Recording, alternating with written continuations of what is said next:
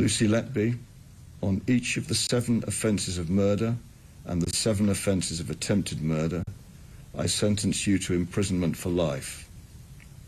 Because the seriousness of your offences is exceptionally high, I direct that the early release provisions do not apply.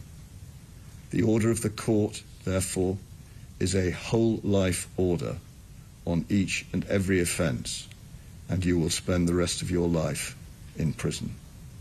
And we have at that point just lost the feed, or the feed has been discontinued just for a moment while some other legal elements of the sentencing are clearly read out from the judge in court. But you heard the salient headline there. This is a whole life sentence for each of those cases, and she will spend the rest of her life in jail. This is Mr Justice Goss. That was the expected.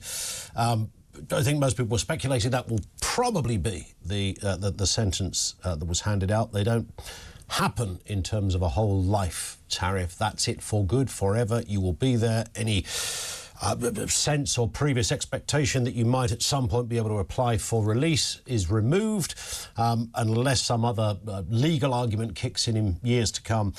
Then that remains the case, as directed by the judge who sat in, I think, the UK's longest criminal case, 10 months all in all. And there is the summing up and the sentencing. We will go back to Manchester Crown Court if there is any more to come from the judge. And just for those tuning in for the first time, there are moments in these proceedings where the live feed, remember, television coverage is still fairly new, but one of the agreements was clearly if there are moments where there is a legal concern, perhaps a name that might be mentioned or some other aspect of the case that is not for public consumption, then the feed cuts away. On occasions, broadcasters will also cut away if there are issues of taste or something that might be particularly distressing. And with this case, I think we are all aware there are many possibilities in that respect. But it is a whole